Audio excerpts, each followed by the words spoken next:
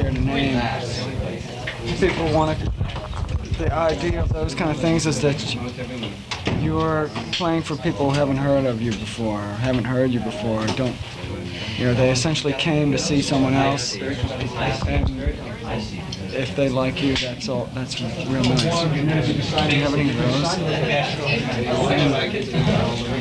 those? We decided not to do that. We decided, even if we have to play really small clubs and stuff like that, we would rather do that where it's intimate and everybody comes of their own accord and stuff to see us, than do the whole concert tour thing. It seems like at some point we're going to have to do larger halls, and I think then we have to just be selective and pick ones that aren't like stadiums and stuff. You know, ones where there is some sort of feeling of. You don't want to be alienated from your audience. Yeah, there are some larger theaters and stuff, or larger dance halls or whatever, that have where you don't feel quite so alienated from the performers. Like you said, like going back to like the West Coast ballroom days, something like the Carousel or the Avalon, where you could be playing good music. Yeah, we could be getting along in that. People don't feel like they have to sit in their seat and appreciate it, you know, or else. That's sort of nice if they can watch or they can jump around or do whatever they want, but it's not sort of forced down their throats. I mean, sit down concerts are nice too sometimes, because at least then in that situation everybody can see, and a lot of times the sound is better. Do you know Steve Cropper at all? I've never met him. But you're familiar? Yeah. Because there are certain things I was like just penning down, because I had really never heard you folks before. Just things like I wanted to find out what influences people like Garland Jeffries or Jim Morrison or Brian Ferry and Roxy Music. I don't know. I try not to. I mean, I like some other people, but I figure that they do their thing, and I feel like it's different than what I do.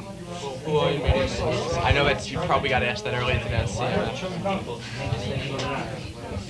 In all truthfulness, I think it's probably what most people my age, I'm 25, grew up with. I mean, I listened to AM radio and I just heard the Beatles and the Rolling Stones and whatever they played on there. And when something came out that it was pretty well known, I would buy it. You know, like I bought a Jefferson Airplane record, and I think I brought, you know, stuff like that. I wasn't into any particular thing. Are you like hypnotized by the tightness that permeates the AM airwaves? Because the harmonies that you guys were very nice, you know, and even though you could be classified in a punk field if somebody wanted to do that, some of the shit was very funky, and you know, like people could get up and dance, and they didn't even have to dance in the punk fashion. That's what I mean. So, I don't understand what the question is. There really is no question, you know. I'm meandering in a sea of tangents. I'm just, you know. Do you like Samuel Beckett? I've never read any of his plays. I've just seen. What have I seen? I saw one called No Exit that was made into a movie. With, I think it was. Not Waiting for You to Go. I never saw that. I saw No Exit and the one with he made a movie with Buster Keaton. I saw those two movies, but that's all I've ever seen. He looks like a neat guy.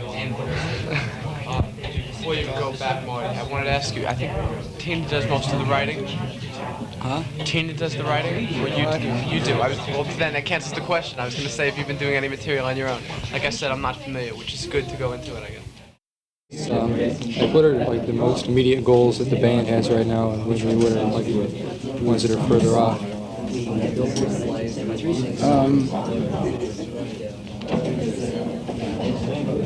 I guess the immediate goals are sort of real concrete things, like try to get radio stations to play on records. Is it hard? What? Is it hard to get radio stations to play your records? Do you think it's harder because you may be lumped into the punk rock? FM stations play them pretty, are pretty open to it. I mean, generally the FM DJs like us, or like our record or whatever. But I mean, I guess I'm talking about AM. Are you shooting for a top 40 hit? Is that in your mind when you write songs?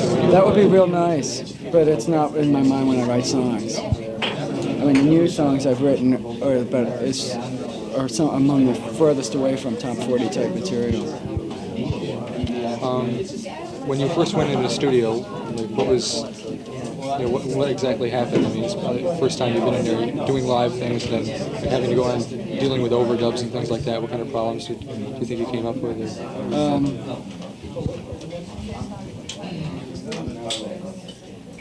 It's hard to think of any real generalized problems. They were all real specific.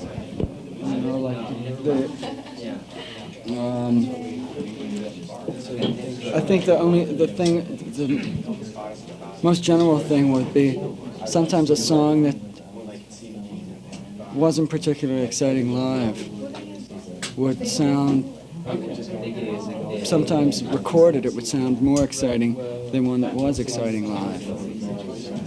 And so that was, sort of a surprise. Pleasant surprise. Are you worried presently about the audience you have right now, not the one maybe you're hoping to get hold of, but are you worried about their chance for survival? Out of you trying to throw anything their way? What audience? Your present audience, what you feel is your present audience, whether you're in New York or what you're starting to feel out on the road. Who are they?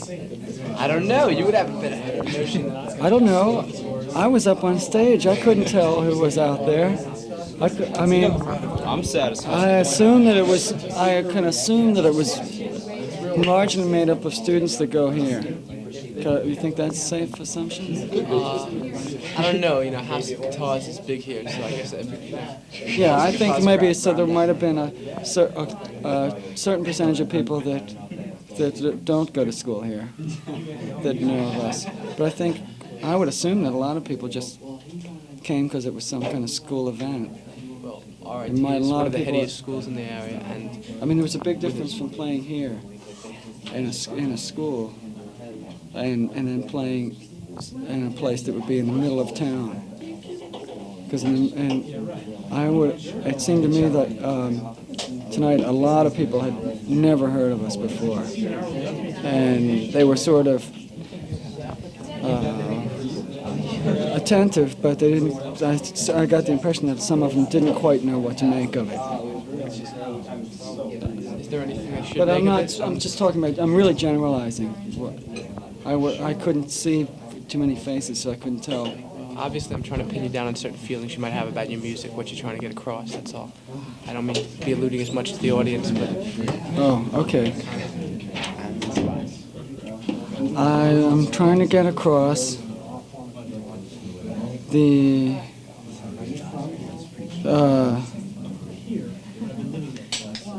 idea that anyone in the audience should do whatever they're interested in.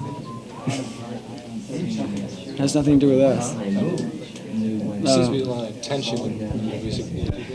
Tense person, is that like an extension of yourself, you think? Yeah, I guess so.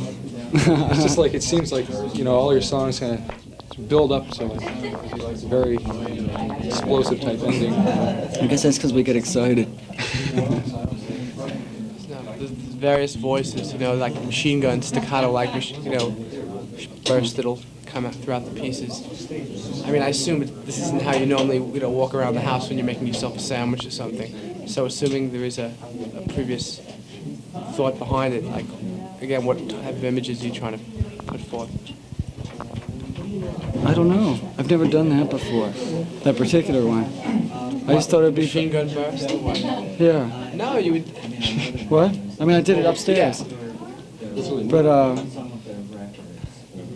it's not something I do all the time. Some of the little noises are just sort of what I feel at the moment. Yeah, so it's sort of like a Scat singing for I guess in a way, I think it's I guess it's my way of saying, "Come on, baby," or you know the things people say in songs. Let's go. Do you feel it's nonsense and it's Those kind of things, you you gotta know. do something more interesting? More Yeah, it's those kind of nonsense syllables that people use in songs. I just don't want to say, "Come on, baby," or let's get down," or let's groove. What's like your general opinion of, say, music in the last 5 years? I mean, where is it coming from? Where is it going to? Does anybody care? There's some people of the last 5 years I like.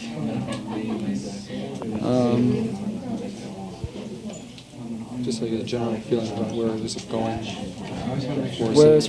Where are we going? You know, popular music was going rock music, whatever, like before, maybe the new voice.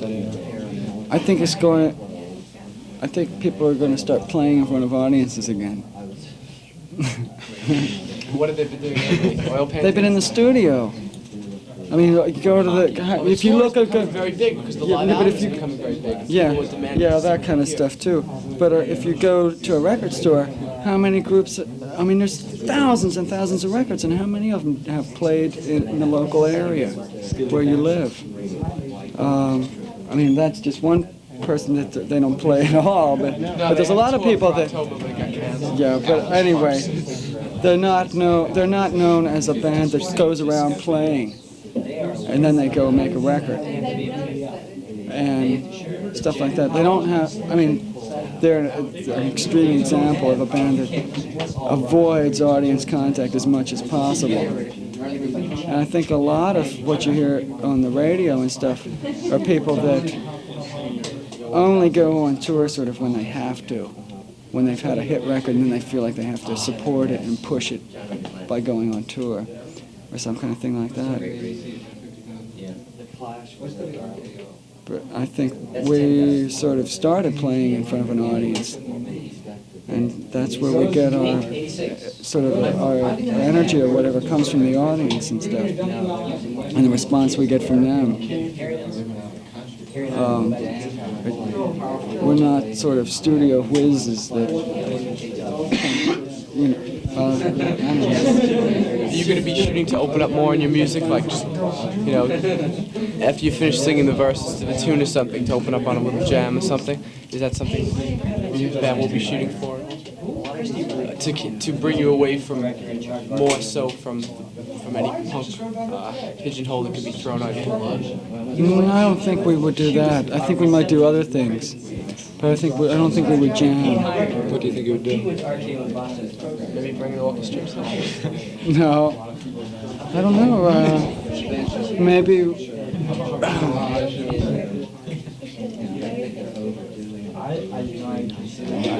We could be more monotonous. That'd be one thing we could do. We could.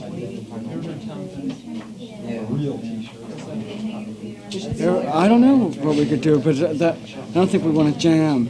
We always do things that are real formalized. Is that saying it's not going to vary much from set to set? That's pretty much true. I mean, it varies somewhat. Yeah, but and there's little things that, I mean, if you see us over a different number of times, there's little things that vary. But essentially, we're playing the same parts. And I don't want to go into Do you feel you're playing parts like that? I mean, you do we're have not playing by rapport. rote. I don't feel like that. It's the sort of thing where we mess around at home and when we rehearse, and that's when we doodle around and come up with different things. And we like to present what is sort of the